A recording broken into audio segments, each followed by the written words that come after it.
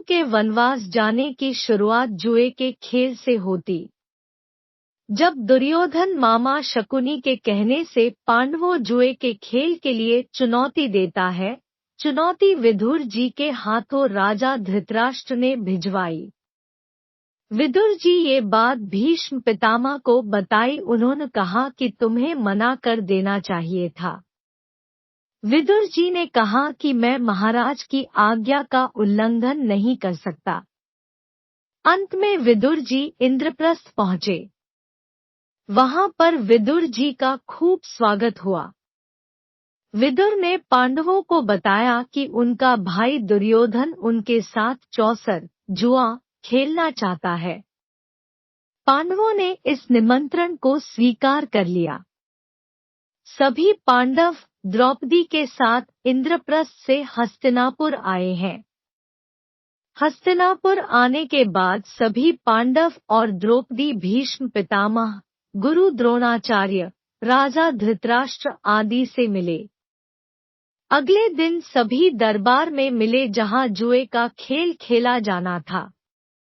दुर्योधन ने हठ करी कि मेरी ओर से पासे मामा शकुनी फेंकेंगे। युधिष्ठिर ने ये शर्त मान ली। खेल चालू हुआ।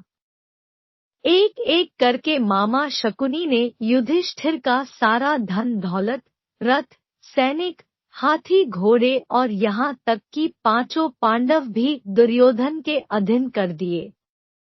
फिर दुर्योधन ने पूछा कि तुम लोगों को हार माननी है या अभी और कुछ भी है। दांव पर लगाने के लिए फिर दुर्योधन बोला कि अभी आपकी पत्नी द्रौपदी को आपने दांव पर नहीं लगाया है। इस पर धर्मराज युधिष्ठिर ने द्रौपदी को भी दांव पर लगा दिया। फिर शकुनी ने अपने छल से बाजी जीत ली। दुर्योधन ने दुःशासन को द्रौपदी को भरी सभा में लाने के लिए कहा और द्रौपदी का वस्त्र हरण करने की आज्ञा दी। दुःशासन ने द्रौपदी जी का वस्त्र हरण करना शुरू कर दिया, जिसमें द्रौपदी की लाज भगवान श्री कृष्ण ने बचाई है। भीम ने प्रतिज्ञा की कि जिस दुष्ट के हाथों ने द्रौपदी के केश खींचे हैं, मैं उसकी छाती का लहू जब तक नहीं पीऊंगा तब तक मुझे शांति नहीं मिलेगी। इतना अपमान होने के बाद द्रौपदी से रहा नहीं गया और रोते रोते द्रौपदी ने पूरी सभा में बैठे हुए लोगों को श्राप देने का निश्चय किया। तभी वहां पर गांधारी आ गई। गांधारी ने द्रौपदी को श्राप देने से रोक लिया। धृतराष्ट्र को भी अपने कहे का पछतावा हुआ और उसने द्रौपदी से क्षमा मांगी। धृतराष्ट्र ने द्रौपदी से वर मांगने के लिए कहा। द्रौपदी बोली, यदि अब प्रसन्न है तो मुझे यह वर दे कि मेरे पति दास्ता से मुक्ति पा जाएं। धृतराष्ट्र ने कहा, बेटी, मैं तुम्हें यह वर दे रहा हूँ। पुत्री, तुम कुछ और मांगना चाहो तो वह भी मांग लो। इस पर द्रौपदी ने कहा, आप मेरे सभी पतियों के दिव्य रथ एवं शस्त्रास्त्र लौटा दें। धृतराष्ट्र ने पांडवों के दिव्य रथ तथा अस्त्र शस्त्र लौटा दिए गए। धृतराष्ट्र ने अब खुद ही पांडवों को इंद्रप्रस्थ का राज्य वापस लौटने के निर्णय किया और पांडवों को इंद्रप्रस्थ जाने की आज्ञा दी। दुर्योधन को अब बहुत क्रोध आया। उसका बना बनाया खेल बिगड़ गया। उसने शकुनी और कर्ण से सलाह ली। शकुनी ने उसे सलाह दी कि तुम महाराज धृतराष्ट्र से जाकर कहो।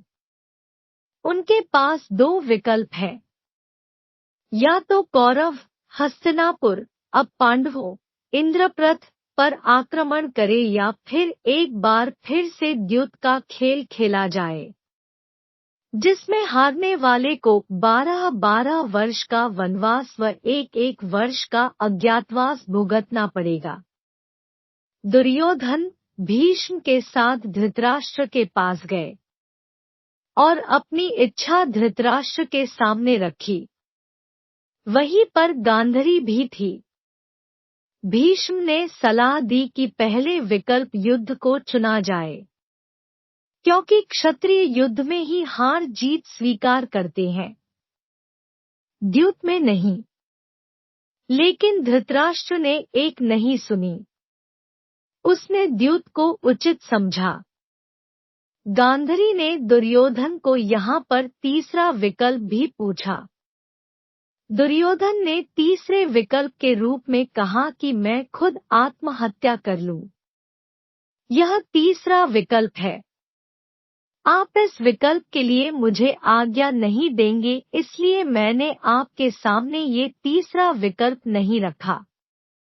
धृतराष्ट्र ने युधिष्ठिर को बुलाकर फिर से द्यूत क्रीड़ा करने को कहा, जिसमें शर्त रखी गई कि हारने वाले को 12 वर्ष का वनवास व 1 वर्ष का अज्ञातवास भुगतना पड़ेगा। यदि अज्ञातवास के समय कहीं भी हारने वाले दिखाई दिए तो फिर से 12 वर्ष का वनवास भुगतना पड़ेगा। युधिष्ठिर ने अपने भाइयों व द्रौपदी सहित फिर से द्यूत सभा में प्रवेश किया। इस बार फिर से शकुनी ने ऐसी चाल चली कि पांडव चौसर में हार गए और उन्होंने 12 वर्ष का वनवास व 1 वर्ष का अज्ञातवास स्वीकार कर लिया।